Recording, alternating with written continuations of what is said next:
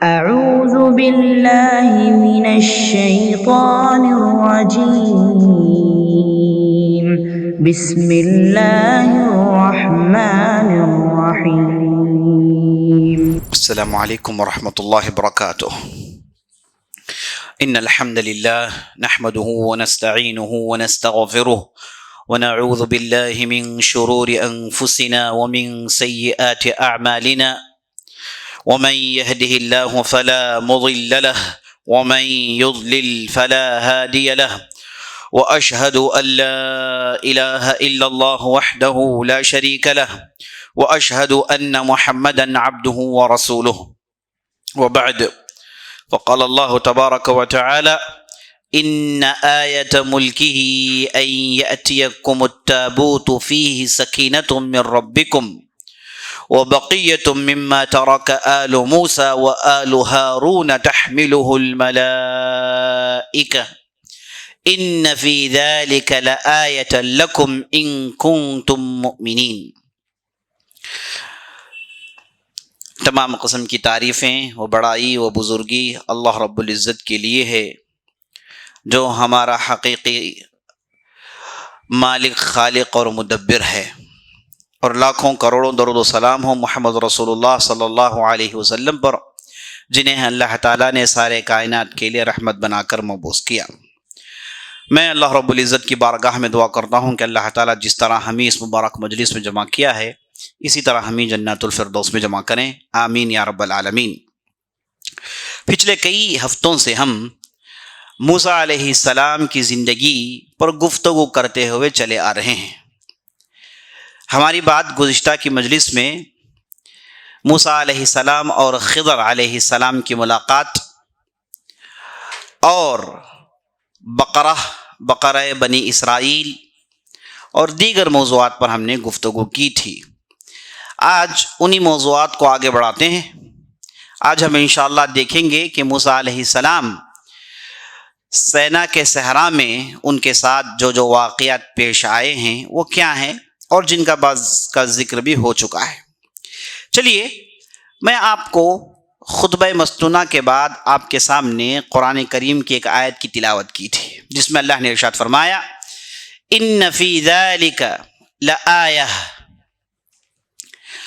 اللہ سبحانہ وتعالیٰ نے ارشاد فرمایا کہ موسیٰ علیہ السلام اور ہارون علیہ السلام نے جن چیزوں کو استعمال کیا تھا، انہیں جو وہ چھوڑ کر گئے تھے، وہ جسے بنی اسرائیل نے تابوت میں ڈال رکھا تھا، اور اللہ نے کہا اس تابوت کے تعلق سے کہ یہ تابوت اگر آپ کے پاس رہے گا تو آپ کے لیے اللہ کی رحمتیں میسر کر دی جائیں گی، آپ تمام مشاکل سے تمہیں جو ہے چھٹکارا ملے گا، اور چین و سکون تم پر نازل ہوگی۔ تو اللہ سبحانہ و تعالیٰ نے اس آیت کے اندر تابوت کی تعریف کی اور کہا کہ بنی اسرائیل، جب تک تم تابوت کی حفاظت کرتے رہو گے تو چین و سکون کی زندگی گزارو گے۔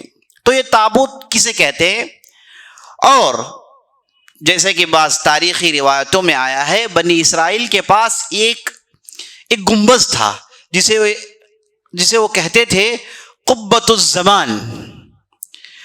اب یہ قبۃ الزمان کیا ہے، یہ تابوت کسے کہتے ہیں، یہ تھوڑی تفصیل دے کر بات آگے بڑھاتے ہیں۔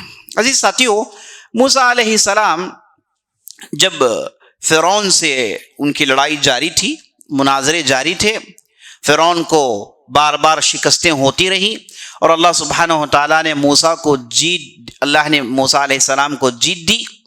تو اسی دوران موسیٰ علیہ السلام جب اللہ سے گفتگو کرتے تھے، اللہ سے ہم کلام ہوتے تھے، تو موسیٰ علیہ السلام نے اللہ سے ہم کلام ہونے کے لیے ایک چیز کو بنایا، اسی کو قبۃ الزمان کہا جاتا ہے۔ ایک قسم کا گنبد تھا جس میں 4 راستے تھے، اور کافی بڑے راستے تھے، اور اس میں پلر ستون بھی لگے ہوئے تھے، اور اس کی ایک چھت بھی تھی، ایک گنبد کی شکل میں یہ چیز تھی۔ یہ موسیٰ علیہ السلام نے مصر کے آخری زمانے میں بنایا ہوگا، غالباً یہی مورخین کہتے ہیں کہ اسے رکھ کر اسی کو قبلہ مانا جاتا تھا، اور اس کے طرف موسیٰ علیہ السلام اور بنی اسرائیل نمازیں پڑھتے تھے، اور جہاں کہیں بھی جاتے اس گنبد کو لے جاتے تھے۔ اور جب یہ فرعون سے بچ کر فلسطین میں داخل ہو رہے تھے، اب جب وہ بڑا معجزہ پیش آیا، جب سمندر کے سینے کو چاک کر دیا گیا، تو بنی اسرائیل کے ساتھ ایک گنبد تھا۔ اب اس گنبد کو لے کر وہ سینا کے صحرا میں پہنچے، اور جب بھی نماز پڑھانا ہوتا اس گنبد کو رکھ دیتے اور اس کے پیچھے ٹھہر کر نماز پڑھنا شروع کر لیتے تھے۔ اب موسیٰ علیہ السلام نے جب اسے بنایا تھا، بڑے اہتمام سے بنایا تھا، اس کے لیے بہترین لکڑی کا انتظام کیا گیا، اور کئی من سونا اور کئی من چاندی اس کا پانی پگھلا کر اسے پلایا گیا، اسے تلایا گیا، جو انتہائی چکا چوند روشن اور انتہائی چمکیلا تھا، اور بڑا ہی منور منظر تھا یہ۔ اچھا، اب یہ تھا جسے قبۃ الزمان کہا جاتا ہے۔ جب بھی موسیٰ علیہ السلام اللہ سے کلام کرنا چاہتے تھے، یا پھر بنی اسرائیل نے موسیٰ علیہ السلام سے کچھ پوچھ لیا، موسیٰ علیہ السلام کو کوئی تفصیل جاننے کی ضرورت پڑتی، تو اس قبے کے پاس پہنچتے اور وہاں پر ٹھہر کر اللہ سے ہم کلام ہوتے، اللہ سے گفتگو ہوتی۔ اسے بنی اسرائیل دیکھا کرتے تھے، ان کے سامنے مناظر ہوتے تھے، اور یہی ان کا قبلہ بھی تھا، جیسے میں نے آپ کو بتایا۔ تو موسیٰ علیہ السلام نے بڑے اہتمام سے اسے بنایا تھا۔ اب جب تک موسیٰ علیہ السلام تھے اور اس کے بعد ان کے شاگرد یوشع بن نون آئے، تو یہ قبۃ الزمان جسے کہا گیا، جو گنبد کی شکل میں تھا، یہ اپنے ساتھ رکھتے تھے۔ اس کے علاوہ موسیٰ علیہ السلام نے اپنی ہی زندگی میں ایک تابوت بنانے کا حکم دیا، جس کے تعلق سے آتا ہے کہ وہ بڑا جو ہے ایک کیوب شکل میں تھا، ایک بڑا بکسا تھا جو کیوب شکل میں تھا، اسے خوب سونا اور چاندی جو ہے پگھلا کر پلایا گیا۔ اب اس کے اوپر 2 فرشتوں کی مورتیوں کو بنایا گیا جن میں پر لگے ہوئے تھے۔ اب اسی کو جو ہے تابوت کہا گیا، جو انتہائی سونے کا رنگ کا تھا۔ اب اسے لے کر پوری بنی اسرائیل چلتی تھی۔ تو ایک ہے قبۃ الزمان اور ایک ہے تابوت۔ ایسے معلوم ہوتا ہے قبۃ الزمان بہت جلدی بنی اسرائیل نے ضائع کر دیا آپسی جھگڑے میں، اور یہ جو 40 سال صحرا میں گھوم رہے تھے، گم گئے تھے، تو یہ چیز ضائع ہو گئی تھی۔ لیکن تابوت ان کے پاس رہا، بہت دنوں تک رہا اور کئی سال تک رہا، اگرچہ کہ اس کا رنگ اور دوسری چیزیں بدل گئی تھی، لیکن ایک بڑی مدت تک انہوں نے تابوت کی حفاظت کی۔ اور اللہ نے بار بار ان پر کرم کیا کہ جب بھی یہ تابوت کو ضائع کر دیتے تو تابوت اللہ دوبارہ ان کے ہاں پہنچا دیتا تھا۔ ابھی ہم انشاءاللہ داؤد علیہ السلام کی زندگی میں گفتگو کریں گے، آپ دیکھیں گے کہ کیسے ان کے زمانے میں یہ تابوت، یعنی ان کے جو سسر تھے طالوت، ان کے زمانے میں یہ تابوت کیسے واپس بنی اسرائیل کے پاس آتا ہے، اور آنے کے بعد کیسے بنی اسرائیل کے حالات بدلتے ہیں۔ انشاءاللہ پوری تفصیل آپ کے سامنے آئے گی۔ اب بتانا صرف مقصود یہ ہے کہ یہ جو تابوت جسے بنایا گیا، جو اس شکل میں تھا، انتہائی خوبصورت تھا۔ اب اسے لے کر بنی اسرائیل گھومتے تھے، جہاں کہیں بھی جانا ہو اسے لے کر جاتے تھے۔ اب اس کے اندر ہوتا کیا تھا؟ اس کے اندر شروع میں موسیٰ علیہ السلام یہ جو تورات کے جو نسخے تھے، تورات کے جو پرچے تھے، جو تختیاں تھیں، ان چیزوں کو انہوں نے اس بکسے میں ڈال رکھا تھا۔ یہ چیزیں اس میں ہوتی تھی، اور جب موسیٰ علیہ السلام چلے گئے تو موسیٰ علیہ السلام نے جن چیزوں کو استعمال کیا، خاص طور پر ان کی جو چھڑی اور ان کی استعمال کردہ چیزیں، ان کے لباس کو بنی اسرائیل نے اسی بکسے میں ڈال کر رکھا۔ اور آپ کو معلوم ہونا چاہیے کہ انبیاء علیہ السلام جیسے ان کا علم برکت والا ہوتا ہے، ان کی باتیں برکت والی ہوتی ہیں، ان کا جسم بھی برکت والا ہوتا ہے۔ جیسے کہ آپ صلی اللہ علیہ وسلم سے خود ثابت ہے کہ آپ صلی اللہ علیہ وسلم کا پسینہ اور آپ صلی اللہ علیہ وسلم کا جسم کا حصہ جسے صحابہ بطور برکت چھوتے تھے، اس سے برکت حاصل کرتے تھے۔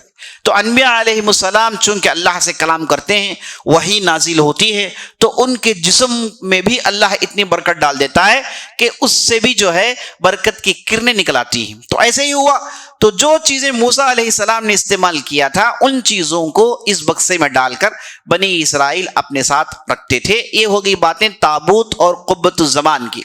اس کے علاوہ علامہ ابن کثیر رحمۃ اللہ علیہ یہ بھی کہتے ہیں کہ موسیٰ علیہ السلام کو اللہ سے حکم ہوا کہ ایک منارہ بنائیں. ایک مینارہ موسیٰ علیہ السلام نے بنایا تھا، جسے بھی جو ہے سونے چاندی وغیرہ استعمال کر کے بڑا خوبصورت بنایا تھا، وہ بھی شاید لے کر گھوما کرتے تھے. اب سوال یہ پیدا ہوتا ہے کہ سونا چاندی اس کے پانی کو پگھلا کر ڈالنا کس حد تک جائز ہے؟ یہ ان کی شریعت میں جائز تھی چیز، ان کی شریعت میں، موسیٰ علیہ السلام کی شریعت میں اس کا استعمال جائز تھا. البتہ ہماری شریعت میں ان چیزوں سے روک دیا گیا ہے، اور خاص طور پر عبادت کی جگہوں کو چمکانے سے نبی صلی اللہ علیہ وسلم نے روکا ہے. اور یہاں تک کہہ دیا قیامت کی آخری نشانیوں میں سے ایک نشانی یہ ہے کہ مسجدوں کو سجایا جائے گا انتہائی سجاوٹ کے ساتھ، اس میں ہے نا پوری خوبصورتی لانے کے لیے بے دھڑک خرچ کیا جائے گا، جیسے کہ ہم آج بعض عرب ممالک وغیرہ میں دیکھتے ہیں. لیکن ایسی مسجد جس میں آپ کی ضروریات پوری ہوتی ہوں، ایسی مسجد جو جیسے آپ اپنا گھر بناتے ہیں ویسے آپ نے کوئی مسجد بنائی ہے تو اس میں کوئی حرج نہیں انشاءاللہ. لیکن حد سے زیادہ تجاوز کرنا، اسراف کے حد تک پہنچنا، جیسا کہ ہم دیکھتے ہیں بعض عرب ممالک میں، ان چیزوں سے جو ہے پرہیز کرنا چاہیے. تو ہماری شریعت میں عبادت گاہوں کو چمکانا ہے نا، اسے جو ہے مزخرف بنانا، ان چیزوں سے ہماری شریعت میں روکا گیا ہے. البتہ موسیٰ علیہ السلام کی شریعت میں یہ چیز جائز تھی. اور آپ نے 2 مورتیوں کا بھی ذکر سنا کہ تابوت کے اوپر 2 مورتیاں تھیں، 2 مورتیاں جن کے پر بھی نکلے ہوئے تھے، گویا کہ وہ ملائکہ کی شکل تھی جسے مورتی کی شکل دی گئی تھی. اب سوال یہ پیدا ہوتا ہے کہ مورتی بنانا ہے نا، سٹیچو بلڈ کرنا، یہ ہماری شریعت میں جائز نہیں.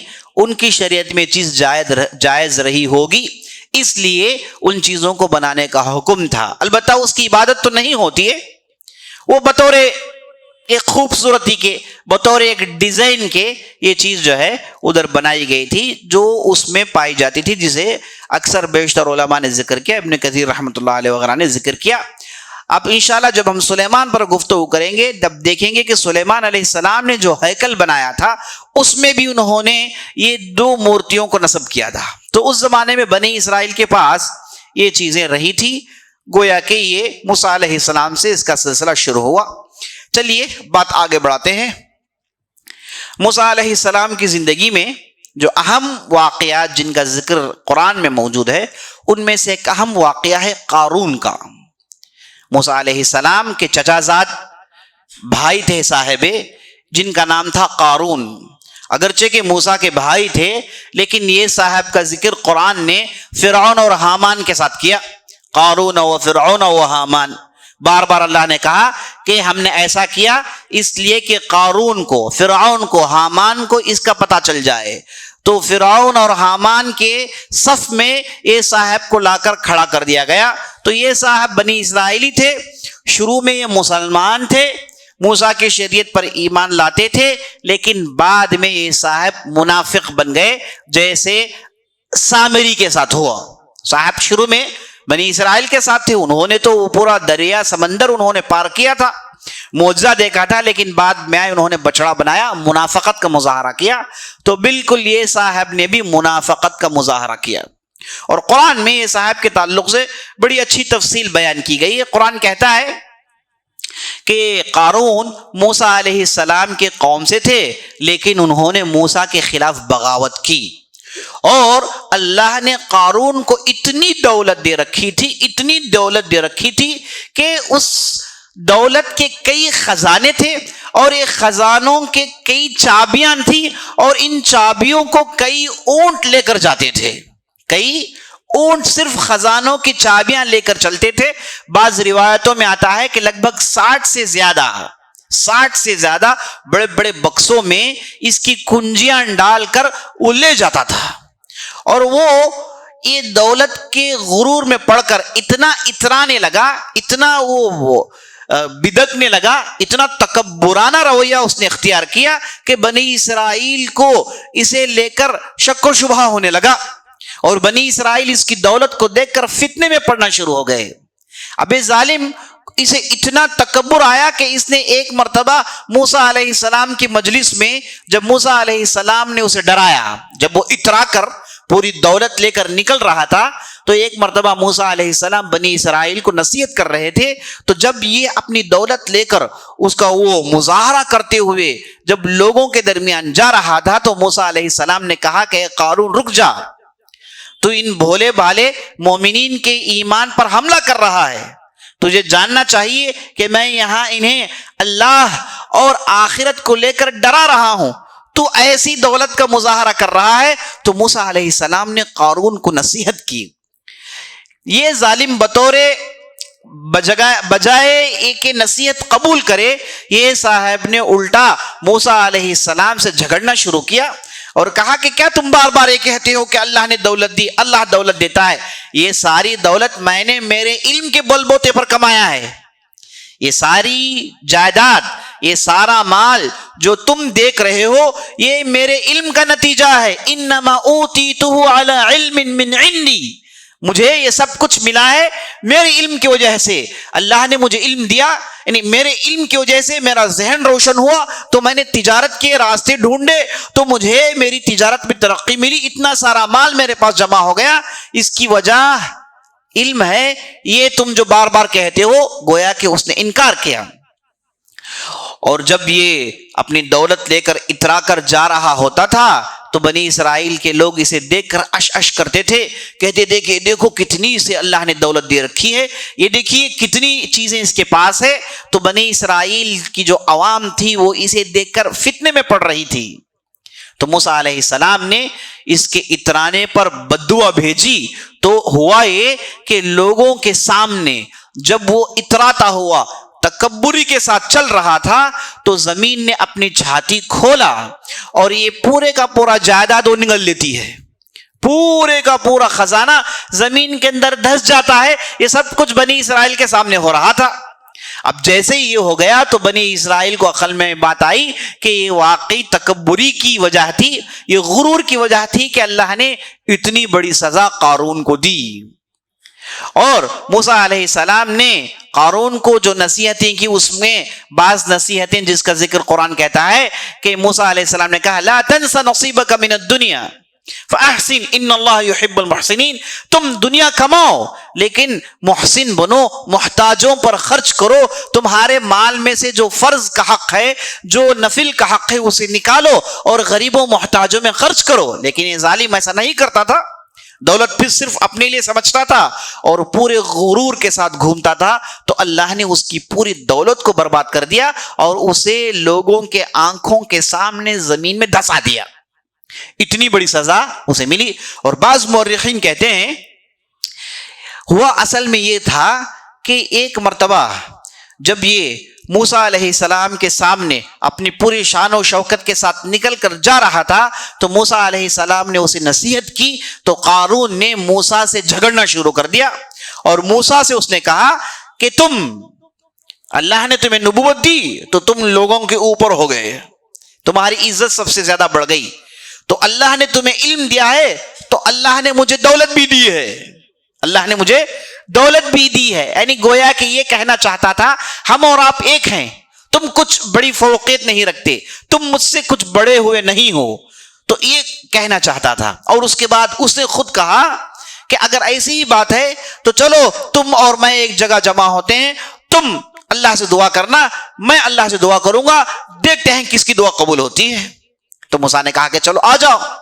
تو موسیٰ علیہ السلام اس طرف قارون دعا کرتا ہے نا, قارون موسیٰ علیہ السلام کی بربادی کے لیے دعا کرتا ہے لیکن اس کی دعا قبول نہیں ہوتی. اور موسیٰ علیہ السلام نے جب بربادی کی دعا کی تو لوگوں کے سامنے اس کے پورے خزانے دبوچ دیے گئے.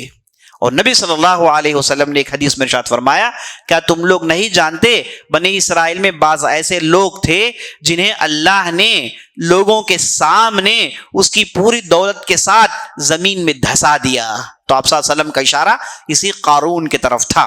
تو قارون کا یہ مشہور واقعہ جس کا ذکر قرآن میں بھی ہے, تو اس طریقے سے قارون کا خاتمہ ہو جاتا ہے. دیکھیے کبھی کبھار انسان دولت کا اتنا نشہ اس پر چڑھ جاتا ہے, دولت کی خواہش, پیسوں کی خواہش اس کے دل میں اتنی داخل ہو جاتی ہے کہ اس دل میں ایمان کے لیے جگہ باقی نہیں رہتی, اس دل میں ایمان نکل جاتا ہے.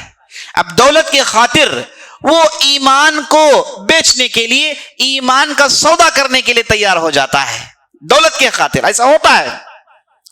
خاص طور پر جب کہا گیا کہ بھائی چلو تمہاری دولت میں سے پیسے نکالو، لوگوں میں خرچ کرو. یہ کیا تم تجوری بھر بھر کر رکھتے ہو، اپنے بینک بیلنس بڑا بڑا کر رکھتے ہو، اپنے لیے سب کچھ خریدتے ہو؟ تمہارے مال میں کیا لوگوں کا کوئی حق نہیں؟ اس مال کو اللہ نے تمہیں دیا ہے. تو جب مال دینے کی بات آتی ہے تو وہاں پر ایمان والا اور منافق دونوں میں فرق پیدا ہو جاتا ہے. ایمان والا، اس کے اندر احساس ہوتا ہے کہ دولت جسے اللہ نے دی ہے یہ جب چاہے چھین سکتا ہے، یہ اللہ کی امانت ہے جو میرے ہاتھ میں ہے. تو دولت اس کی ضرورت محسوس کرتا ہے، لیکن دولت کی محبت، دولت کی لگاؤ اسے پاگل نہیں بنا دیتی. دولت کی نشہ اسے آخرت سے بھلا نہیں دیتی، ہے کہ نہیں؟ لیکن بعض لوگ دولت کی نشہ میں آخرت بھلا بیٹھتے ہیں. دولت چونکہ ان سے وہ دولت نہ نکلے، ان سے جو ہے لوگ پیسے نہ مانگے، اس لیے کہتے ہیں کہ میں زکوٰۃ دینے کے لیے تیار نہیں. کیوں غریبوں میں پیسے دوں؟ اس کے بعد کہتا ہے کہ بھئی نماز پڑھنے کی کوئی ضرورت نہیں، اس کے بعد کہتا ہے کہ دین کی پابندی کی کوئی ضرورت نہیں. تو دیکھیے یہ دنیاوی خواہش تھی جس کی وجہ سے آدمی دھیرے دھیرے گمراہ ہوتا ہے اور آخر کار وہ کافر بن بیٹھتا ہے. تو قارون کے ساتھ یہی ہوا. شروع میں تو اس نے ایمان قبول کیا تھا اور شروع میں تو موسیٰ علیہ السلام کے ساتھ رہا تھا، لیکن جب دولت کا نشہ چڑھا اور جب موسیٰ علیہ السلام نے کہا کہ تمہاری دولت میں سے نکالو، خرچ کرو، تو یہ اس کا نفاق ظاہر ہو گیا.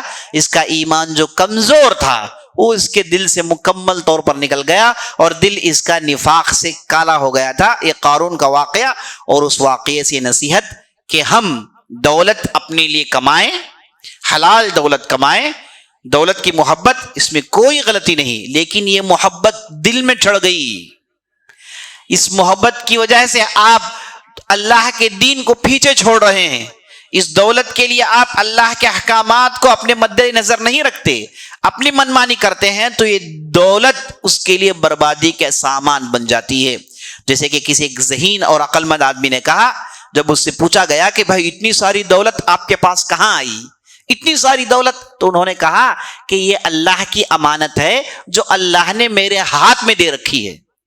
کتنی اچھی بات ہے. دیکھیے اللہ کی دی ہوئی امانت ہے جو میرے ہاتھ میں ہے. دولت کو ہم ہاتھ میں جگہ دیں، دولت کو دل میں جگہ نہ دیں. جس کسی نے دولت کو دل میں جگہ دے دیا تو وہ آدمی تو برباد ہو گیا. دولت یہ اللہ کے ہاتھ ہے، جسے چاہے دیتا ہے. مالدار کو دیتا ہے، جس عقل مند کو دیتا ہے، علم رکھنے والے کو دیتا ہے، جاہل کو دیتا ہے. کہ آپ دنیا میں نہیں دیکھتے کہ کتنے ایسے جاہل ہیں جن کے پاس کتنا سارا مال جمع ہوا ہے کہ نہیں؟ تو اس لیے دولت یہ اللہ کی طرف سے ہوتی ہے. کبھی کبھار اللہ دولت دیتا ہے آدمی کو جہنم میں داخل کرنے کے لیے، کبھی کبھار آزمائش کے لیے دولت دیتا ہے، اور کبھی کبھار کسی کو راستے سے ہٹانے کے لیے عذاب ہوتا ہے اس کے لیے دولت. بہرحال قارون کے واقعے سے ہمیں یہ نصیحت ملتی ہے. چلیے بات آگے بڑھاتے ہیں. اس کے بعد مشہور قصوں میں سے موسیٰ علیہ السلام کے ایک مشہور قصہ ہے کہ موسیٰ علیہ السلام جب وہ صحرا میں گم گئے تھے، پوری بنی اسرائیل گم گئی تھی، ادھر ادھر گھوم رہے تھے. اب یہ رہتے کہاں تھے؟ خیموں میں رہتے تھے، ٹینٹس میں رہتے تھے. آج ادھر پڑاؤ ڈالا، کھانے پینے کا انتظام ہوا تو پھر نکلے، آگے بڑھ گئے. اس طریقے سے وہ 40 سال گھومتے رہے. تو موسیٰ علیہ السلام جب بھی وہ لوگوں کے ساتھ ہوتے تو لوگوں کو واضح و نصیحت کرتے، اور جب بھی وہ اپنے خاص کام کے لیے ہوتے تو لوگوں سے ہٹ جاتے تھے. خاص طور پر جب بھی نہانا دھونا ہوتا ہے تو وہ لوگوں سے دور ہو کے چلے آتے تھے. تو جب بنی اسرائیل نے دیکھا کہ موسیٰ علیہ السلام جب بھی نہانے کی بات آتی ہے تو نظروں سے اوجھل ہو جاتے ہیں، دور جا کر کہیں نہاتے ہیں. ایسے کیوں؟ بنی اسرائیل قوم تھی، فتنہ پرست قوم تھی، کھکرنے کی ان کی عادت تھی. تو انہوں نے کہا کہ ایسے کیوں؟ ان میں سے بعض ظالمین، دیکھیے انبیاء علیہ السلام کے ساتھ ان کی باتیں سنیے. نبی موجود ہیں، رسول موجود ہیں، سب کچھ دیکھ رہے ہیں، اس کے باوجود اس نبی کی عزت، اس نبی کا احترام نہیں ہے. دیکھیے ہے نا، ان کے درمیان رسول ہیں لیکن کوئی احترام، کوئی عزت نہیں. برعکس صحابہ کے، صحابہ وہ تھے جو نبی صلی اللہ علیہ وسلم پر اپنی جانیں نچھاور کرتے تھے. آپ صلی اللہ علیہ وسلم کے ایک اشارے میں سب کچھ تشنے کے لیے تیار ہو جاتے تھے, ہے کہ نہیں؟ یہاں پر یہ دیکھیے موسیٰ علیہ السلام سے کہتے ہیں کہ ہو نہ ہو موسیٰ علیہ السلام کے اندر کوئی نہ کوئی خامی ہے. موسیٰ علیہ السلام کے بارے میں کہتے ہیں کہ ان کے جسم میں کچھ نہ کچھ خامی ہے, اس لیے یہ الگ جا کر نہاتے ہیں, یہ ہمارے ساتھ نہاتے نہیں ہیں. ہو سکتا ہے کہ ان کو کچھ بیماری ہو سکتا ہے کہ ان کے شرمگاہ میں کچھ بیماری ہو, اس لیے وہ ہمارے سامنے نہاتے نہیں. تو موسیٰ علیہ السلام کی خوب غیبت کرتے ہیں. اور اللہ سبحانہ و تعالی اپنے رسول اور اپنے انبیاء کی اس طریقے کی توہین قبول نہیں کرتا, ہے نا. جو ایسی توہین کرتے انہیں سزائیں ملتی ہیں, اور اللہ سبحانہ و تعالیٰ وضاحت دے دیتا ہے کہ دیکھیں ہم جن نبیوں کو بھیجے ہیں, ہم جن رسولوں کو بھیجے ہیں, ان کے اندر یہ خامیاں نہیں ہوتی ہیں, وہ تمام قسم کی خامیوں سے بری ہوتے ہیں. تو اللہ نے ایک مرتبہ موسیٰ علیہ السلام کے ساتھ یہ ہوا کہ جب موسیٰ علیہ السلام نہانے کے لیے گئے, اپنے کپڑے اتارے, اور انہوں نے اپنے کپڑے اتار کر ایک پتھر میں رکھا, اور اس کے بعد وہ نہانے لگے. اور جب نہا کر واپس آ رہے تھے تو یہ پتھر اچانک چلنے لگتا ہے, دوڑنے لگتا ہے, اور اس پر موسیٰ علیہ السلام کے کپڑے ہیں, اور موسیٰ علیہ السلام اپنے کپڑے لینے کے لیے پتھر کو پکارتے ہوئے کہ اے پتھر رک جا, اے پتھر میرے کپڑے. موسیٰ علیہ السلام میں کہتے ہوئے اس پتھر کے پیچھے بھاگتے ہیں تو یہ پتھر تیزی کے ساتھ بنی اسرائیل کے سامنے جا کر رک جاتا ہے. تو موسیٰ علیہ السلام آتے ہیں اور وہاں پر اپنے کپڑوں کو اٹھاتے ہیں, تو بنی اسرائیل نے جو وہ تہمتیں لگا رہے تھے انہیں معلوم ہو گیا کہ موسیٰ علیہ السلام ایسی خامیوں سے پاک ہیں, صاف شفاف طبیعت رکھنے والے ہیں, سب کو پتا چل گیا. اس کے بعد موسیٰ علیہ السلام نے اپنے کپڑے پہنے اور ان کے پاس جو عصا تھا اس عصا کو اٹھا کر اس پتھر کو خوب لگایا, 3-4 مار لگائے. تو حدیثوں میں آتا ہے کہ وہ پتھر کی چیخ نکل گئی, وہ پتھر کی چیخ نکل گئی, وہ رونے لگا. اس کے بعد اللہ سبحانہ و تعالیٰ نے قرآن کے اندر جو آیت نازل کی اس کی تلاوت نبی صلی اللہ علیہ وسلم کرتے ہیں. یا ایھا الذین آمنوا لا تکونوا کالذین آذوا موسیٰ فبرأہ اللہ مما قالوا وکان عند اللہ وجیہا. اے لوگوں جو ایمان لائے ہو, آپ لوگ بنی اسرائیل جیسے مت بن جاؤ جن لوگوں نے موسیٰ علیہ السلام کو خوب اذیت دی, برا بھلا کہا, ان پر تہمتیں لگائیں, ان پر جو ہے ہر قسم کی باتیں بولی.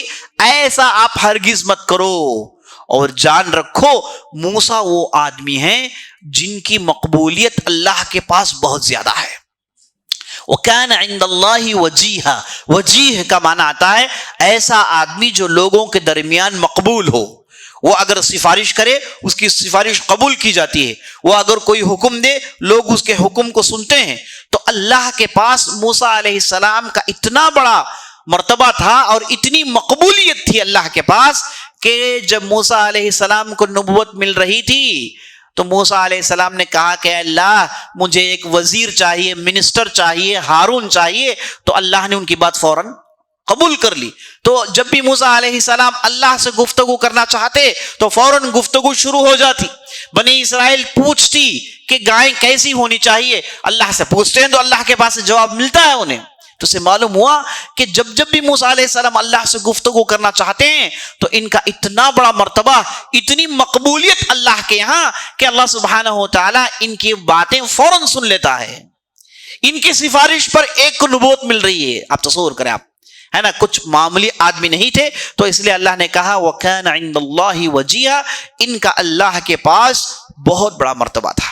اسی لیے نبی صلی اللہ علیہ وسلم موسیٰ علیہ السلام کو اکثر بیشتر یاد کرتے رہتے ہیں. اگر آپ قرآن کا مطالعہ کریں گے تو قرآن میں آپ موسیٰ علیہ السلام کو جتنا ان کا ذکر ہوا ہے, جتنا اللہ نے ان کے بارے میں بیان کیا ہے, ہر بار موسیٰ کا ذکر, ہر بار بنی اسرائیل کا ذکر, ہر چھوٹے موٹے ایشو میں ادھر موسیٰ علیہ السلام کا ذکر.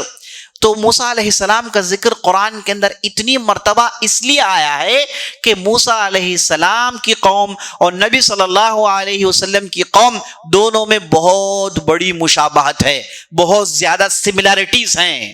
اسی لیے اللہ نے موسیٰ علیہ السلام پر زیادہ زور دیا اور بنی اسرائیل کے واقعات خوب بیان کیے, کیونکہ مسلمانوں سے جن سے سابقہ پڑھنے والا ہے وہ ہے بنی اسرائیل.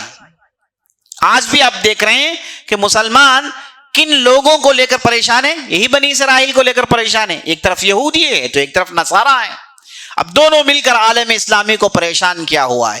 تو اس سے معلوم ہوا کہ ان دونوں سے ہمیشہ کا پڑھنے والا ہے, ان سے ہمیشہ کے معاملات چلنے والے ہیں. تو اللہ نے بنی اسرائیل, موسیٰ علیہ السلام, اس کے بعد عیسیٰ علیہ السلام, ان کا ذکر قرآن میں خوب کیا تاکہ ہم کو معلوم ہو جائے کہ بھائی بنی اسرائیل نے جو غلطیاں کی آپ ہرگز مت کرو گے تو تم پر بھی وہی عذاب آنے والا ہے جو بنی اسرائیل پر آیا ہے. تو نبی صلی اللہ علیہ وسلم بھی موسیٰ علیہ السلام کو بہت یاد کرتے تھے. جب بھی ان کا ذکر آئے, جب بھی موقع ملے کہتے کہ موسیٰ علیہ السلام ایسے تھے, موسیٰ علیہ السلام پر اللہ کی رحمت ہو. ایک مثال سن لیجئے, ایک مرتبہ نبی صلی اللہ علیہ وسلم نے مال غنیمت کی تقسیم کی, سب کو دیا, انہیں دیا انہیں دیا.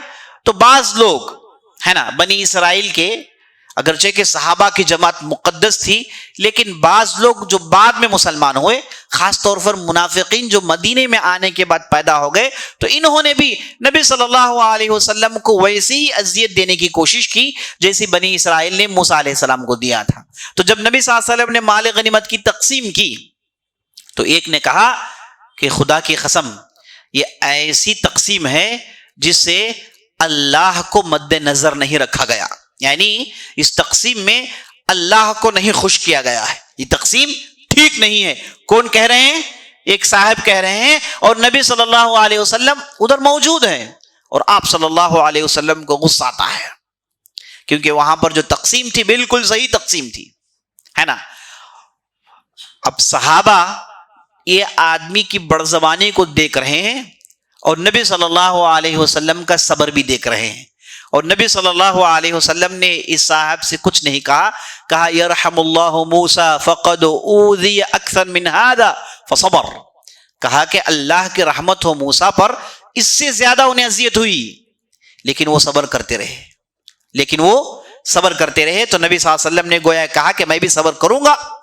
اور موسیٰ علیہ السلام کے ساتھ جو واقعات پیش آئے ویسے واقعات میرے ساتھ بھی پیش آئیں گی, اسے کوئی نئی بات نہیں, قوم وہی ہے, اکثر قومیں ایسی ہی ہوتی ہیں. اچھا, اب اس کے بعد دیکھیے موسیٰ علیہ السلام ایک ایسی شخصیت ہیں جن کا ذکر نبی صلی اللہ علیہ وسلم کے منہ میں عام طور پر جاری ہوتا ہے. ایک واقعہ سنیے, بڑا ہی اچھا واقعہ ہے, صحیح روایتوں میں اس کا ذکر آیا ہے, ابن حبان وغیرہ نے روایت کی ہے کہ ایک مرتبہ نبی صلی اللہ علیہ وسلم ایک سفر سے واپس آ رہے تھے, تو ضرورت پڑی کہ ایک بدوی کے پاس مہمان بنتے ہیں.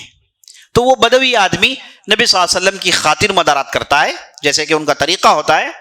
تو نبی صلی اللہ علیہ وسلم نے کہا کہ ہم مدینہ جانے کے بعد آپ ایک دن ہمارے پاس آنا. تو جب نبی صلی اللہ علیہ وسلم مدینہ آ گئے تو ایک دن یہ صاحب تیار ہو کے نبی صلی اللہ علیہ وسلم پاس پہنچ جاتے ہیں. تو نبی صلی اللہ علیہ وسلم بھی ان کی خاطر مدارات کرتے ہیں, اور اس کے بعد اس بدو صاحب سے پوچھتے ہیں کہ آپ کو کیا چاہیے. تو انہوں نے فوراً کہا کہ مجھے ایک ایسی اونٹنی چاہیے جس پر میں سوار ہو سکتا ہوں, اور مجھے ایسی بکریاں چاہیے جن سے میں دودھ ڈھو سکتا ہوں.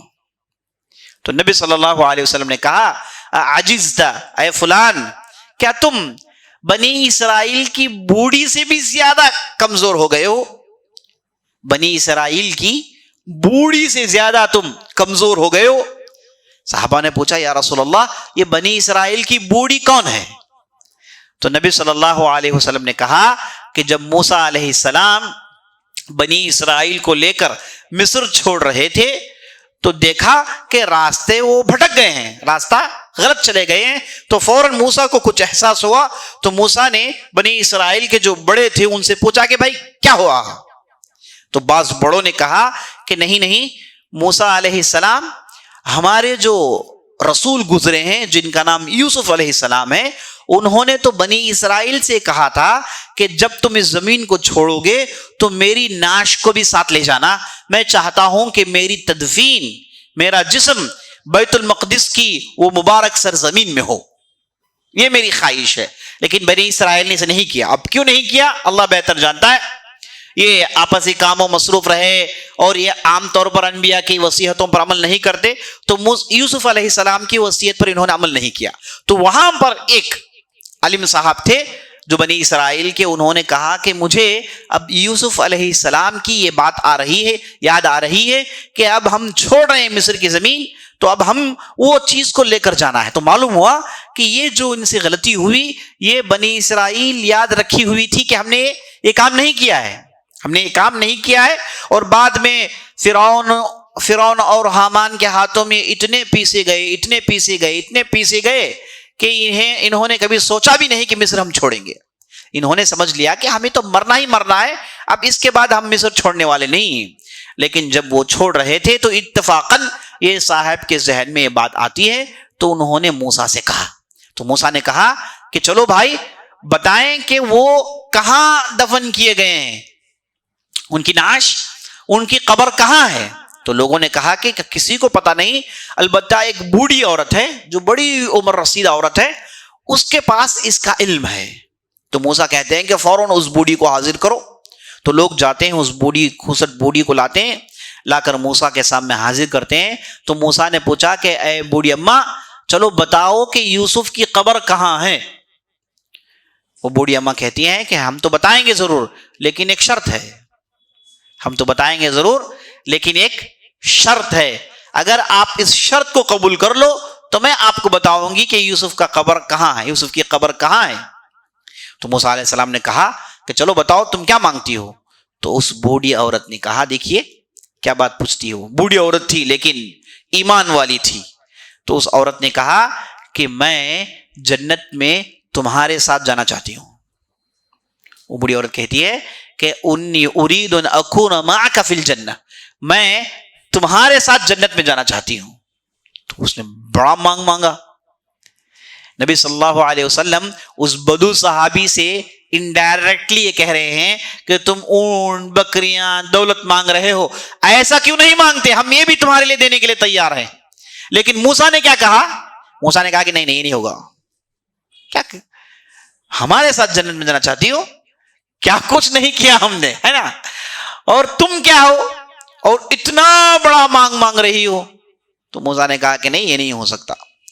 وہ بوڑھی جو تھی مایوس ہو جاتی ہے، اتنے میں وہی موسیٰ علیہ السلام کے پاس پہنچتی ہے جس میں موسیٰ سے کہا گیا کہ نہیں، ان کی اس شرط کو مان لو۔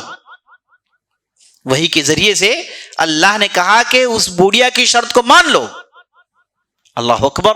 اور موسیٰ علیہ السلام پلٹ کر بوڑھیا سے کہتے ہیں کہ اے بوڑھی اماں، تمہارے شرط کو اللہ نے قبول کر لیا ہے، چلو اب ہمیں قبر دکھائیں۔ اللہ اکبر، اللہ اکبر۔ کیسی جو ہے بوڑھی عورت تھی، دل میں ایمان دیکھیے، اور مانگ دیکھیے کیسی ہے۔ اللہ اکبر۔ تو اس کے بعد ہوا یہ کہ وہ بوڑھی سب کو لے کر چلتی ہے اور ایک تالاب کے پاس پہنچتی ہے، اور لوگوں سے کہتی ہے کہ اس کے پانی کو خالی کرو۔ بنی اسرائیل کے لیے ہر چیز دقت والی ہے، پورے تالاب کو خالی کرنا ہے، تو سب مل کے پورے تالاب کو خالی کرتے ہیں، جتنا بھی پانی تھا پورا نکال کے باہر پھینکتے ہیں۔ جب تالاب میں کچھ پانی نہیں تھا تو بوڑھی نے ایک کونا دکھایا، کہا کہ یہاں پر کھودو۔ وہاں پر جب کھودا گیا تو یوسف علیہ السلام کی نعش ملتی ہے، یوسف علیہ السلام کی نعش ملتی ہے۔ دیکھیے اللہ نے کیسی حفاظت کی ہے نا، جانوروں سے، دوسری چیزوں سے حفاظت کیسی ہوئی، تالاب کے نیچے۔ اللہ اکبر، تالاب کے نیچے نعش۔ اللہ اگر کسی کی حفاظت کرنا چاہے تو 1 2 3 4 سال نہیں، 400 500 سال سے اس کی حفاظت ہو رہی ہے، 400 500 سال سے اس کی حفاظت ہو رہی ہے۔ تو اس کے بعد موسیٰ علیہ السلام نے اپنے ساتھ اس نعش کو لیا، اور لے کر وہ بڑا معجزہ ہوتا ہے، اس کے بعد وہ لے کر بیت المقدس کی طرف نکل جاتے ہیں۔ تو نبی صلی اللہ علیہ وسلم نے یہاں پر اس صاحب سے کہا، عجزت ان تکون مثل عجوز بنی اسرائیل، اے آدمی تم کیوں نہیں ایسا سوال کرتے جیسا سوال بنی اسرائیل کی بوڑھیا نے کیا۔ گویا کہ نبی صلی اللہ علیہ وسلم کہنا چاہتے ہیں کہ بھائی تم یہ کیا مانگ رہی ہو، کچھ بڑا مانگو، جنت مانگو، دنیا اس کی کوئی اہمیت نہیں ہے۔ لیکن یہاں پر نقطہ جو میں آپ کے سامنے رکھنا چاہتا ہوں وہ یہ ہے کہ نبی صلی اللہ علیہ وسلم نے ہمیشہ بنی اسرائیل کو یاد رکھا، ہمیشہ موسیٰ کو یاد رکھا، اور جب بھی موقع ملتا موسیٰ کی مثالیں پیش کرتے۔ تو اس سے معلوم ہوا کہ نبی صلی اللہ علیہ وسلم اور موسیٰ کے درمیان بڑا ہی گہرا تعلق ہوا کرتا ہے۔ اور یہ بھی جان لیجئے کہ موسیٰ علیہ السلام کا احسان ہماری امت کے ہر فرد پر ہے، ہماری امت کے ہر فرد پر ہے. نبی صلی اللہ علیہ وسلم جب معراج جا رہے تھے تو راستے میں نبی صلی اللہ علیہ وسلم نے زمین میں موسیٰ کی قبر دیکھی اور اس قبر میں موسیٰ علیہ السلام نماز پڑھ رہے تھے. اس میں موسیٰ علیہ السلام اپنی قبر میں نماز پڑھ رہے تھے. عالم برزخ میں تھے, عبادت میں مصروف تھے. انبیاء علیہ السلام کے ساتھ ایسا ہی ہوتا ہے. تو نبی صلی اللہ علیہ وسلم چونکہ سید الانبیاء اور رسول تھے تو جبرائیل علیہ السلام ساتھ تھے. انہوں نے دکھایا کہ دیکھو زمین میں موسیٰ علیہ السلام کس مرحلے میں ہیں, ہے کہ نہیں. اور موسیٰ علیہ السلام نے حج بھی کیا تھا, یہ بھی جان لیجیے آپ. موسیٰ علیہ السلام نے باقاعدہ کعبۃ اللہ کا حج بھی کیا ہے. احمد مسلم احمد کی روایت ہے کہ ایک مرتبہ نبی صلی اللہ علیہ وسلم جب حج کے لیے جا رہے تھے تو ایک وادی میں پہنچتے ہیں, اور وادی میں پہنچنے کے بعد صحابہ سے پوچھتے ہیں کہ بھائی اس وادی کا نام کیا ہے. جو ایکسپرٹ تھے انہوں نے کہا کہ یا رسول اللہ اس وادی کا نام وادی بنی الازرق. کہا بنو الازرق کی وادی ہے؟ کہا کہ ہاں. تو نبی صلی اللہ علیہ وسلم نے کہا کہ میں گویا کہ موسیٰ علیہ السلام کو دیکھ رہا ہوں, وہ احرام کی حالت میں ہے, تلبیہ پڑھتے ہوئے اس وادی سے آگے گزر رہے ہیں. تلبیہ پڑھتے ہوئے اس وادی سے آگے گزر رہے ہیں. اونچے آدمی ہیں, تڑنگے آدمی ہیں, ان کا رنگ گندومی ہے, چہرے کے بال رف ہیں, گھنگریلے ہیں, چہرے کے بال گھنگریلے ہیں. اس شکل میں کہہ رہے ہیں کہ گویا کہ میں موسیٰ علیہ السلام کو دیکھ رہا ہوں. تو انبیاء علیہ السلام حج کرتے ہیں, اسے بڑی دلیل یہ ہے. اس کے بعد آگے بڑھتے ہیں, آگے بڑھ کے پھر صحابہ سے پوچھتے ہیں کہ یہ کون سی وادی ہے, کہاں ہم پہنچ گئے. تو صحابہ کہتے ہیں یا رسول اللہ یہ وادی بنو ہرشا کی ہے. کہتے ہیں کہ اچھا بنو ہرشا کی وادی ہے, گویا کہ میں میرے بھائی یونس بن متہ کو دیکھ رہا ہوں کہ وہ اپنے اونٹ میں بیٹھ کر وہ اس وادی سے حج کے لیے گزر رہے ہیں, اور اس اونٹ کا جو لگام ہے یہ نارے سے بنا ہوا ہے. اس اونٹ کا لگام یہ نارے سے بنا ہوا ہے. یہ حالت میں یونس علیہ السلام آگے جا رہے ہیں. تو معلوم ہوا کہ انبیاء علیہ السلام حج کرتے تھے. مکہ یہ وہ جانتے تھے, اور میں نے آپ کو بارہا ہر واقعے میں سنایا ہے کہ انبیاء علیہ السلام اور رسولوں کا تعلق مکہ سے قدیم ہے. موسیٰ بھی دیکھیے حج کیے ہوئے ہیں. تو میں بتا یہ رہا تھا کہ موسیٰ علیہ السلام کا احسان ہماری امت کے ہر فرد پر ہے. اور جب نبی صلی اللہ علیہ وسلم معراج جا رہے تھے تو قبر میں موسیٰ علیہ السلام کو نماز پڑھتا ہوا دیکھا. اور اس کے بعد نبی صلی اللہ علیہ وسلم نے ایک مرتبہ یہ کہا کہ اگر میں اس جگہ ہوتا تو میں آپ لوگوں کو موسیٰ کی قبر دکھاتا. آج بھی موسیٰ کی قبر موجود ہے, لیکن بعد میں لوگوں نے تلاش کیا وہ سپاٹ جس کا ذکر نبی صلی اللہ علیہ وسلم نے کیا, لیکن وہاں پہنچے کسی کو قبر نہیں ملی. اللہ نے چھپا دیا اس کا علم. زمین میں بہت ساری ایسی چیزیں جسے اللہ نے چھپا رکھا ہے, کوئی پہنچتا نہیں ادھر. اللہ اگر چاہے تو چیزیں ظاہر ہوتی ہیں. تو موسیٰ علیہ السلام معراج کے لیے جاتے ہیں. جب چھٹے آسمان میں پہنچتے ہیں تو جبرائیل علیہ السلام موسیٰ کا انٹروڈکشن دیتے ہیں, کہتے ہیں کہ نبی صلی اللہ علیہ وسلم یہ دیکھیے موسیٰ ہیں. اور جیسے ہی نبی صلی اللہ علیہ وسلم کو دیکھتے ہیں موسیٰ علیہ السلام آگے بڑھتے ہیں اور کہتے ہیں مرحباً بالنبی الصالح وبالاخ الصالح, میں تمہیں خوش آمدید کہتا ہوں میرا نیک بھائی اور میرا نبی بھائی. موسیٰ علیہ السلام نے بھائی کہہ کے نبی صلی اللہ علیہ وسلم کا استقبال کیا. اور اس کے بعد جب نبی صلی اللہ علیہ وسلم گئے اوپر, واپس جب آئے تو پھر موسیٰ سے ملاقات ہوئی, اور موسیٰ علیہ السلام نبی صلی اللہ علیہ وسلم کو دیکھ کر رو دیتے ہیں, آنکھوں سے آنسو جاری ہیں. جبرائیل نے پوچھا کہ اے موسیٰ آپ رو کیوں رہے ہیں؟ تو موسیٰ علیہ السلام نے کہا کہ میرے بعد ایک لڑکا آیا, اس کی امت میری امت سے زیادہ ہے. میرے بعد یعنی نبی صلی اللہ علیہ وسلم کی طرف اشارہ ہے کہ میرے کئی سال بعد یہ آئے, لیکن ان کی امت دیکھیے میری امت سے بہت بڑی ہے. تو موسیٰ علیہ السلام نے نبی صلی اللہ علیہ وسلم سے کمپیریزن کس میں کیا؟ امتیوں کو لے کر کیا, مرتبے میں نہیں کیا. مرتبے تو جانتے تھے کہ یہ سید الانبیاء اور رسول ہیں, لیکن امت کے اعتبار سے موسیٰ نے کہا کہ میرے بعد آئے ہیں, ہماری بھی محنت تھی, کچھ کم محنت نہیں تھی, لیکن ان کی امت میری امت سے بڑی ہوگی. یہ سوچ کر موسیٰ علیہ السلام کی آنکھوں سے آنسو آ جاتے ہیں. اور پھر موسیٰ پوچھتے ہیں کہ بھائی کیا گفتگو ہوئی؟ آپ گئے تھے اور آپ کی گفتگو ہوئی تھی. اور موسیٰ علیہ السلام اتنے ایگر ہیں کہ اتنے کیوریس ہیں کہ جاننا چاہتے ہیں کہ ہوا کیا, بتاؤ. تو نبی صلی اللہ علیہ وسلم نے کہا کہ مجھے سورہ بقرہ کی آیتیں ملی اور میری امت پر 50 وقت کی نماز فرض ہوئی ہے. تو موسیٰ نے کہا کہ 50 وقت. بھائی ہماری امت تو 2 وقت نہیں پڑھ رہی تھی. ہماری امت کی حالت یہ تھی کہ ہمارے یہاں کے لوگ 2 وقت ادھر ادھر بھاگ جاتے تھے, بڑی مشکل سے پٹائی کر کے ہم کھڑا کرتے تھے. اب تمہاری امت 50 تو نہیں پڑھ سکتی, آپ اللہ کے لیے جائیے, جا کر کہیے کہ اس میں کچھ کم کر دیں. اور نبی صلی اللہ علیہ وسلم نے موسیٰ کی بات سنی تو انہیں بات سمجھ میں آئی, 50 وقت کی وقت نماز یہ تو بہت زیادہ ہے. تو پھر نبی اللہ کے پاس جاتے ہیں, جا کر کہتے ہیں کہ اللہ اس نماز کو کم کر دیجیے. تو اللہ نے 50 کو جو ہے بعض روایتوں میں 25 کا, بعض میں 30 کا ذکر آتا ہے, بہرحال کچھ کم ہوا. پھر موسیٰ کے پاس جاتے ہیں, موسیٰ پوچھتے ہیں کہ بھائی کتنی کم ہوئی؟ کہتے ہیں کہ ابھی 20 وقت کی فرض ہے. کہا کہ نہیں واپس جاؤ, نہیں چلے گا, یہ ہے نا زیادہ ہے, اور کم کراؤ. گئے تو اس بار 10 کر دی گئی. پھر پوچھا کہ کتنی ہوئی؟ کہا کہ 10 وقت کی نمازیں. کہا کہ نہیں یہ بھی نہیں چلے گا, نہیں برداشت کر سکتی تمہاری قوم. مجھ سے پوچھیے, میں تجربے کار آدمی ہوں, نہیں برداشت کر سکتی, آپ جائیے کہیے کہ اور کم کریں. تو موسیٰ علیہ السلام کی بات سن کر پھر نبی صلی اللہ علیہ وسلم گئے تو 50 کی جگہ 5 وقت کی نمازیں فرض کر دی گئی. اور 5 وقت کی نمازیں لے کر جب آئے تو موسیٰ نے پھر کہا کہ دیکھو بھائی میری بات سن لیجئے, یہ 5 بھی نہیں چل سکتا, آپ جائیے جا کر جو ہے کم کروائیے. بعض لوگ کہتے ہیں کہ جاتے تو اچھا تھا, لیکن نبی صلی اللہ علیہ وسلم نے کہا کہ نہیں بھائی مجھے اس سے زیادہ شرم آتی ہے, 5 وقت کی تو ہماری امت برداشت کر لے گی. الحمدللہ آج ہماری امت کی حالت کیا ہے کہ ہماری امت میں مسجدوں کی بڑی تعداد ہے, نمازیوں کی بڑی تعداد ہے, بے نمازیوں کی اس سے بڑی تعداد ہے نا.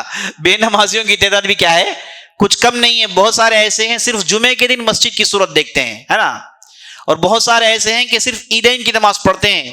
نام ان کا عربی میں ہے, نام جو ہے مسلمانوں کا رکھ لیا ہے, مسلمانوں کے معاشرے میں رہتے ہیں, مسلمان گھرانہ ہے, لیکن نماز سے کوئی واسطہ نہیں ہے. ایسے ہی لوگ ہیں جن کے تعلق سے نبی صلی اللہ علیہ وسلم نے کہا من ترک صلاة متعمدا فقد کفر, جس کسی نے جانتے بوجھ سے نماز چھوڑی وہ تو کفر ہو گیا. کفر, نماز اور کفر ایک ہیں, چھوڑے گا آدمی کفر میں چلے جائے گا. العہد الذی بیننا وبینہم ترک الصلاۃ, ہمارے اور مشرکین کے درمیان فرق یہ ہے کہ وہ نماز نہیں پڑھتے ہیں, ہم نماز پڑھتے ہیں.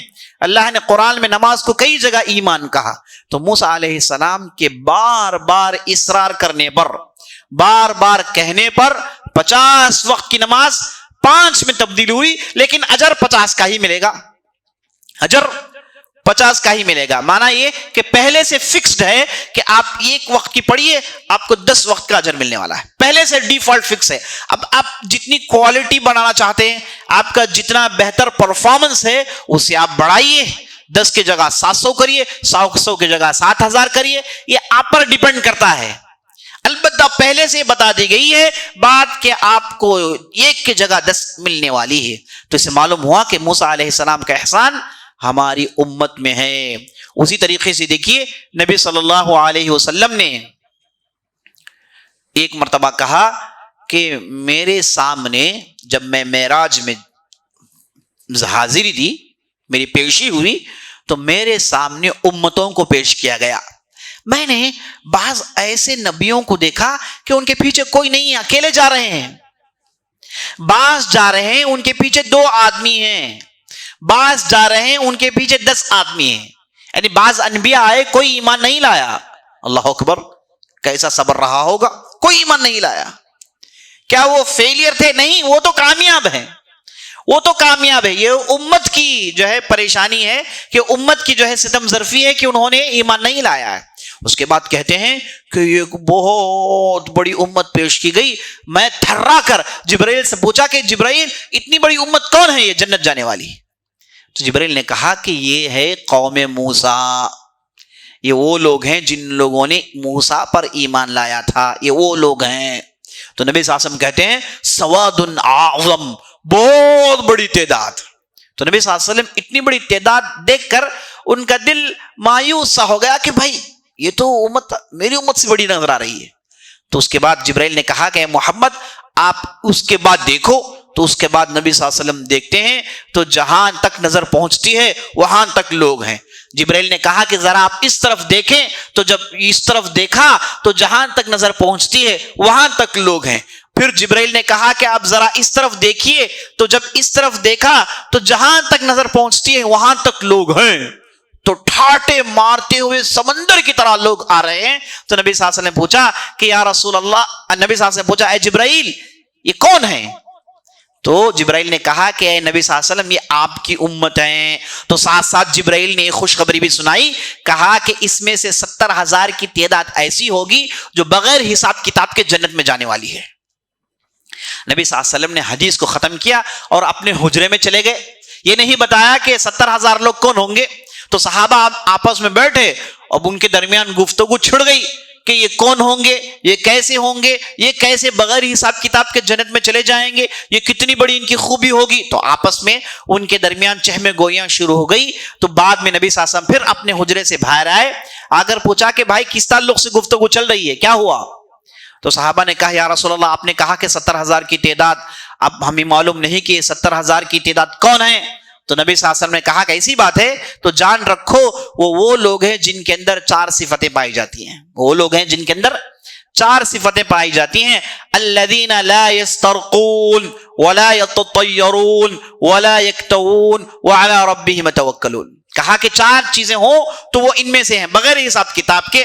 پہلے وہ جو جھاڑ پھونکتے نہیں، جادوئی کلمات پڑھ کر، منتر پڑھ کر، دوسری قرآن حدیث کے علاوہ دوسری چیزوں کو پڑھ کر جو پھونکتے ہیں وہ کرنے والے۔ نمبر 2 بدشگونی لیتے ہیں کہ یہ وقت آ گیا بھائی میرا کام نہیں چلے گا، ہے نا، گھر سے نکلے تو فلان جانور بھاگ گیا، بلی سامنے سے بھاگ گئی، گھر میں چپکلی نے آواز کر لیا جب گفتگو کر رہے تھے، تو ایسی ویسی باتیں کہہ کے جو بدشگونی لیتے ہیں کہ ایسا ہو گیا تو ایسا ہو گیا۔ بھائی باتا باتا میں کہیں کوئی چھینکے تمہیں، ہے نا، تو ان کے پاس بدشگونی ہے، انہوں نے چھینکا تو پھر کام نہیں ہوگا۔ تو ایسی قسم کی جو بدشگونیاں ہیں ان چیزوں پر ان کا عقیدہ نہیں ہوتا۔ بعض لوگوں کے پاس کیا بھائی یہ شرٹ بڑا جو ہے میرے لیے، راس کا شرٹ مولی صاحب، ہے نا، بڑا جو ہے میرے لیے کب پہن لگا بھی کام ہو جاتا میرا، ہے نا، بعض لوگوں کی سوچ ہے یہ شرٹ میں پہنوں گا تو میرا کام ہو جائے گا، میں یہ طریقے سے کروں گا۔ تو یہ جو بدشگونیاں ہیں یہ کمزور عقیدے والوں کا طریقہ ہے، اس سے باہر آنا چاہیے۔ تو نبی صلی اللہ علیہ وسلم کہتے ہیں کہ یہ نہیں کرتے وہ، ولا یکتوون، داغ کر علاج نہیں کرتے۔ جاہلیت کا طریقہ تھا جس میں داغ کر علاج کرتے تھے، تو داغ کر علاج نہیں کرتے تھے، نہیں کرتے ہیں۔ وعلی ربہم یتوکلون، اور اللہ پر ان کا مکمل توکل ہوتا ہے۔ تو نبی صلی اللہ علیہ وسلم نے یہ 70,000 کی تعداد بغیر حساب کتاب کے جنت میں جائے گی، تو ان کی 4 صفتوں کو بیان کیا۔ اتنے میں ایک صحابی اٹھے جن کا نام تھا عکاشہ بن محصن، انہوں نے کہا یا رسول اللہ کیا میں ان میں سے ہوں؟ تو نبی صلی اللہ علیہ وسلم نے کہا کہ ہاں تم ان میں سے ہو، کہا کہ تم ان میں سے ہو۔ ایک دوسرے صحابی اٹھتے ہیں، اٹھ کر کہتے ہیں یا رسول اللہ کیا میں ان میں سے ہوں؟ تو نبی صلی اللہ علیہ وسلم نے یہ نہیں کہا کہ نہیں کہا تو پھر مصیبت ہو گئی نا، نہیں کہہ دیں گے تو مصیبت ہو جائے گی۔ تو نبی صلی اللہ علیہ وسلم نے کہا کہ نہیں، تم سے پہلے عکاشہ نے مانگ لی، کہا کہ تم سے پہلے عکاشہ نے یہ مانگ لی، اب جہاں تمہاری بات ہے تو چلو ان 4 صفتوں پہ عمل کرو اور تم بھی بغیر حساب کتاب کے جنت میں چلے جاؤ، یہ مانا تھا۔ تو یہ جو ہے اس حدیث میں نبی صلی اللہ علیہ وسلم نے موسیٰ کی جو اتنی بڑی امت تھی اسے دیکھ کر آپ صلی اللہ علیہ وسلم تعجب میں پڑ گئے تھے۔ اسی طریقے سے موسیٰ علیہ السلام کے تعلق سے احادیث میں جس کا ذکر آتا ہے اس میں موسیٰ علیہ السلام اور آدم علیہ السلام کی گفتگو، موسیٰ علیہ السلام اور آدم کے درمیان ڈیبیٹ ہو جاتا ہے۔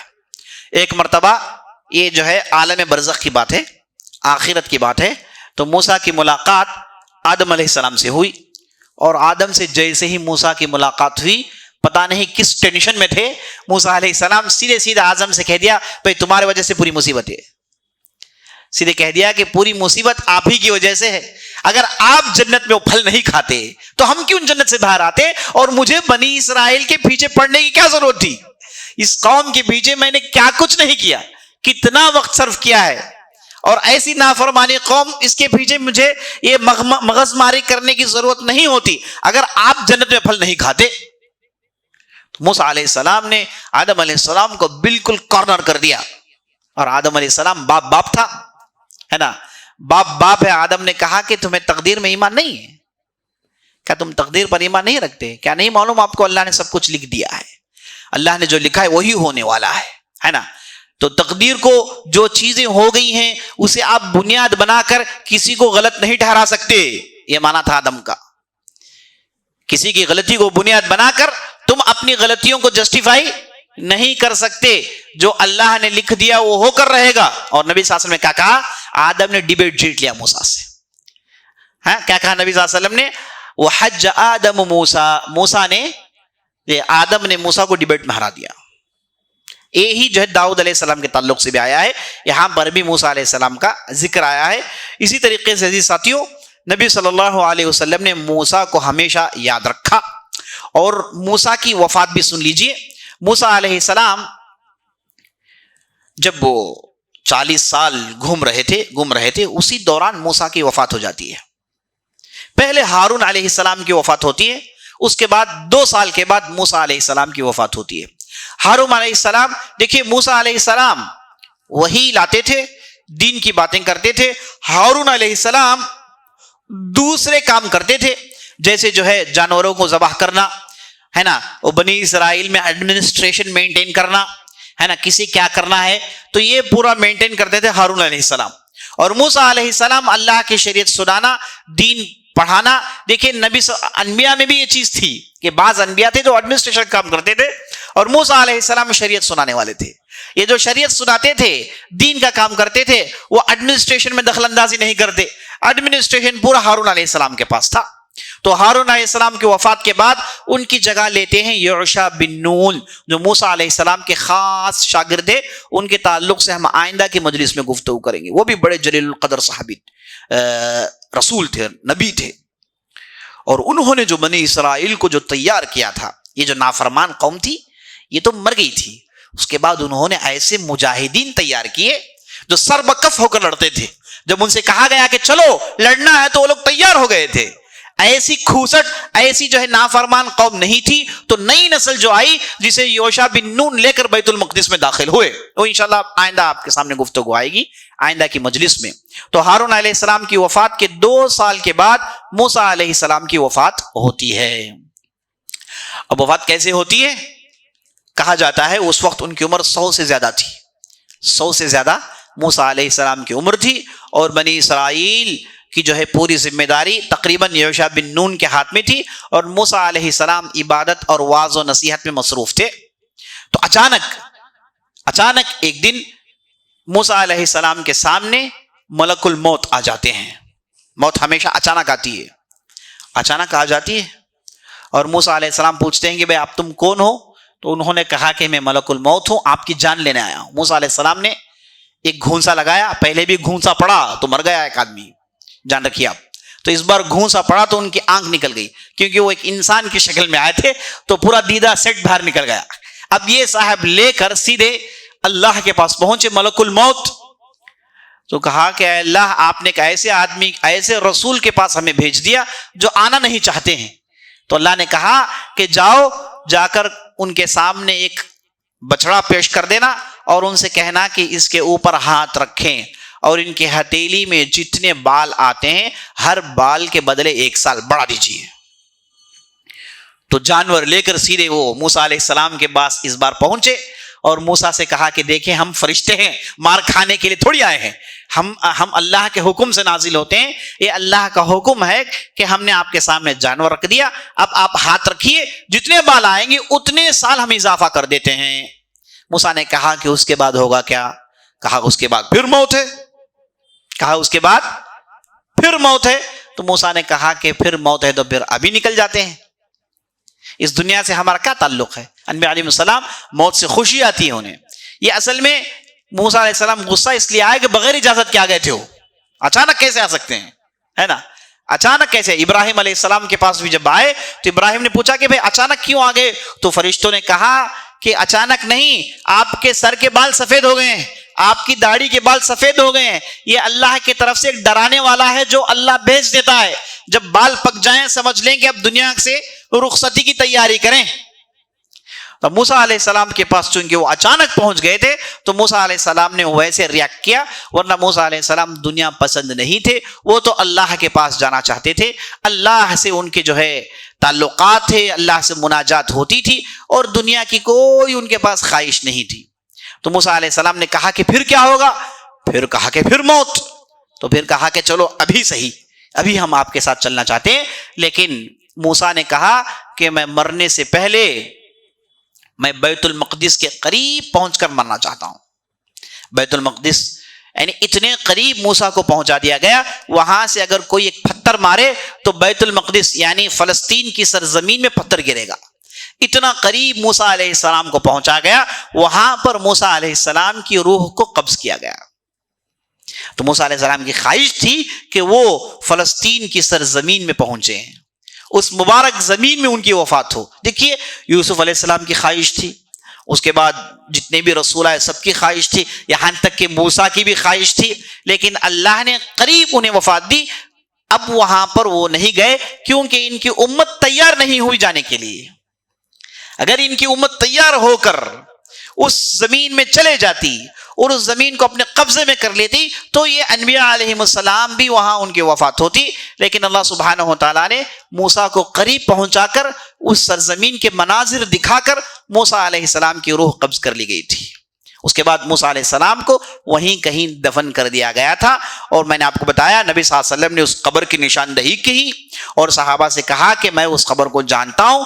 بعد میں لوگ جا کر تلاش کیے، وہ قبر وہاں پر لوگوں کو نہیں ملی. اس طریقے سے یہ عظیم تاریخ بنی اسرائیل کی زبردست جلیل القدر نبی، اللہ کے کلیم اللہ، اللہ سے بارہا گفتگو کرنے والے، توراہ جن پر نازل ہوا وہ، اور اللہ سبحانہ و تعالیٰ کے چہیتے رسولوں میں سے ایک، ان کی یہاں پر وفات ہوتی ہے. یہاں پر موسیٰ علیہ السلام کے واقعات اختتام پذیر ہوتے ہیں.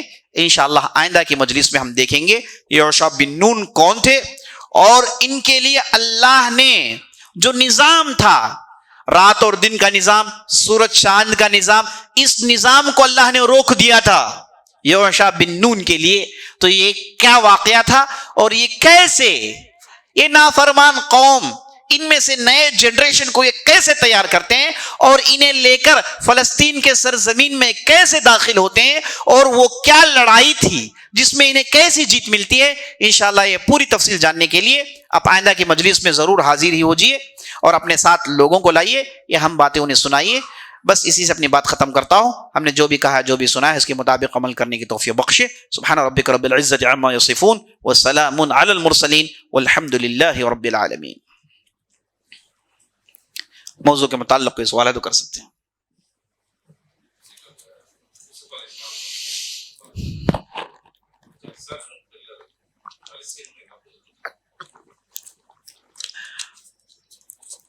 سوال کر رہے ہیں کہ یوسف علیہ السلام کی جو ہے ان کا جو جسم تھا جسے لے کر بنی اسرائیل مصر سے گئے تھے، اب تو جو ہے بیت المقدس کے سرزمین میں داخل نہیں ہو پائے، وہ تو سینا کے صحرا میں گم گئے تھے. تو ان کی اس جسم کا ہوا کیا؟ جواب یہ ہے کہ وہ انہی کے ساتھ تھا، انہی کے ساتھ وہ جسم تھا، تابوت وغیرہ میں اس کی حفاظت ہوتی تھی. اور اس کے بعد جب یوشع بن نون اس سرزمین میں پہنچے تو وہاں پر انہیں دفن کیا گیا. واللہ اعلم.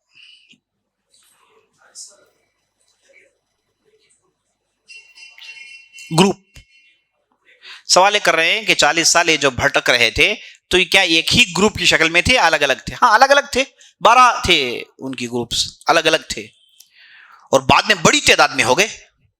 شروع میں کم تھے، بعد میں بڑی تعداد میں ہو گئے. تو یہ 12 کی ان کی جو ہے شکل تھی، اور 12 جو ہے وہ یعقوب علیہ السلام کی 12 اولاد، ان کی نسلیں الگ الگ ادھر تھی، اور سب اپنے اپنی ذمہ داریاں کرتے تھے. سب میں نیک بھی تھے اور برے لوگ زیادہ تھے. واللہ اعلم. ہاں سامویل علیہ السلام یہ وہ نبی ہیں جو طالوت علیہ السلام کے زمانے میں تھے. انشاءاللہ ان کے بارے میں آپ کے سامنے آئے گا. یہ ان کا ذکر اتنا ہی ملتا ہے کہ یہ ایک بڑے بزرگ تھے، بڑی ان کی عمر تھی، تو یہ کافی کمزور بھی ہو گئے تھے. تو انہوں نے اللہ سے دعا کی، بلکہ بنی اسرائیل نے سامویل نبی سے مانگی، کہا کہ ہمارے درمیان کوئی بادشاہ بھیجیں، ہم اس کے ماتحت ہو کر لڑیں گے، لڑ کر پھر بیت المقدس میں داخل ہوں گے. تو سامویل نبی نے اللہ سے دعا کیا تو اللہ نے طالوت کو بادشاہ بنایا تھا. اس کے بعد ان کا ذکر نہیں آتا. اس کے بعد سے معلوم ہوتا ہے کہ وہ وفات پا گئے تھے. اس کے بعد طالوت ہی کو نبوت بھی مل گئی، اور اس کے بعد وہ بنی اسرائیل کو گائیڈ کرتے تھے. اللہ اعلم. داغنے کا کیا حکم؟ داغ کر علاج کرنا، اس کا صحیح حکم یہ ہے کہ یہ مکروہ ہے۔ جو حدیث میں داغنے سے روکا گیا ہے وہ جاہلیت کا طریقہ ہے، جس میں وہ منتر وغیرہ پڑھتے تھے اور اس کے بعد ہے نا وہ شرکیانہ انداز سے داغا کرتے تھے، اس داغنے سے روکا گیا ہے۔ ایک داغنا ہوتا ہے جو علاج کے لیے کرتے ہیں، اوائڈ کرنا زیادہ بہتر ہے کیونکہ اس میں جسم کو تکلیف دینا ہوتا ہے، اوائڈ کرنا زیادہ بہتر ہے۔ لیکن اگر کوئی آدمی مجبوری کے تحت کرتا ہے تو اس کے لیے وہ جائز ہے، انشاءاللہ اس کے لیے وہ جائز ہے۔ اس لیے اہل علم نے اس کا حکم مکروہ کا لگایا ہے۔ داغ کا علاج کرنا یہ طبی علاج ہے، اس کا حکم مکروہ ہے۔ اگر اس میں شرکیہ چیزیں داخل ہو گئیں، بدعتی چیزیں داخل ہو گئیں تو پھر یہ تو محرم ہے، حرام ہے۔ واللہ اعلم۔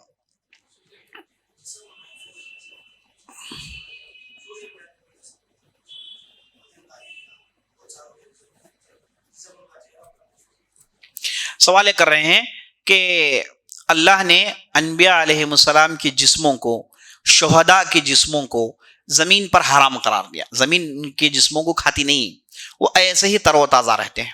ایسے تاریخ میں کئی مرتبہ ہوا ہے کہ اچانک لوگوں کو قبر ملی ہے، اس قبر میں کوئی صاحب ہیں جو پر نور ہیں، چہرہ ان کا منور ہے کہ نہیں، اور اس کے بعد ان کا نعش ایسے ہی ہے، تو لوگ بڑا تعجب کرتے ہیں کہ کون سے زمانے میں دفن کر دیے گا۔ ایسے کئی مرتبہ ہوا ہے، تو ایسے ہوتا ہے۔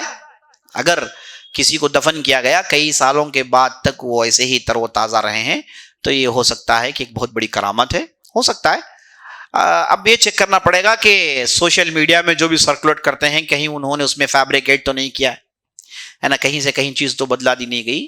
اگر وہ واقعی کسی قبر کے اندر کوئی صاحب نکلے ہیں جو ایسے ہی بالکل تر و تازہ ہیں تو یہ ان کے کرامات میں شمار ہوگا۔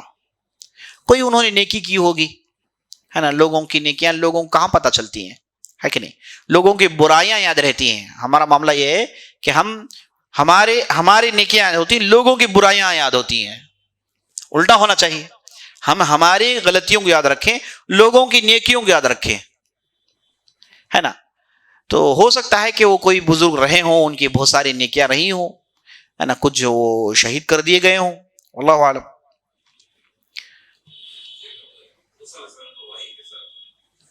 سوال کر رہے ہیں کہ موسیٰ علیہ السلام پر وحی کیسے نازل ہوتی؟ دیکھیے، وحی جو نازل ہوتی تھی نبی صلی اللہ علیہ وسلم پر، اس کی کیفیت تو بیان ہوئی ہے حدیثوں میں، ہم نے کئی جگہ سنا ہے کہ کیسے نبی صلی اللہ علیہ وسلم پر وحی نازل ہوتی ہے، لیکن موسیٰ علیہ السلام پر کیسے وحی نازل ہوتی اس کی کوئی ہمارے پاس دلیل نہیں ہے۔ البتہ اللہ سے وہ ہم کلام ہوتے، اور بعض اہل کتاب کی کتابوں میں بات لکھی ہوئی ہے کہ جب بھی موسیٰ علیہ السلام یہ گنبد کے پاس پہنچتے تو ایک دھواں جیسا سما پیدا ہوتا، ایک دھواں جیسا کریٹ ہوتا تھا، وہاں پر موسیٰ علیہ السلام اس گنبد کے ایک ستون کو پکڑ لیتے، اس کے پاس کھڑے ہو جاتے اور وہاں سے وہ ہم کلام ہوتے۔ یہ اسرائیلی روایت ہے، اہل کتاب میں ان کی کتابوں میں اس کا ذکر آیا ہے، اسے ہم نہ مانیں نہ انکار کریں، سن لیں بس، واللہ عالم۔ سوال کر رہے ہیں کہ مورت جو بھی ہیں، جو بنائے جاتے ہیں، جو سٹیچوز وغیرہ بنائے جاتے ہیں، اسے کیا بیچنا جائز ہے؟ بالکل جائز نہیں ہے، بالکل، سوائے ایک شرط کے، اگر یہ کھلونا ہے، بچوں کے کھیلنے کا کھلونا ہے تو اس صورت میں اس کی خرید و فروخت جائز ہے۔ اس کے علاوہ یادداشت کے لیے یا پھر جو ہے کسی کو عزت بخشنے کے لیے یہ جو سٹیچوز بناتے ہیں، اسلام کی نظر میں یہ چیز حرام ہے، اسلام کی نظر میں یہ چیز حرام ہے۔ جو آدمی ایسے سٹیچوز بناتا ہے، اسے قیامت کے دن کہا جائے گا کہ تم نے بنایا ہے، چلو اب جان دو، چلو تو اب جان دو، اور قیامت کے دن اس پر لعنت بھیجی جائے گی، ہے نا۔ تو بڑا سنگین معاملہ ہے، اللہ حفاظت فرمائے۔ سبحانک اللہم وبحمدک، اشہد ان لا الہ الا انت، استغفرک و اتوب الیک۔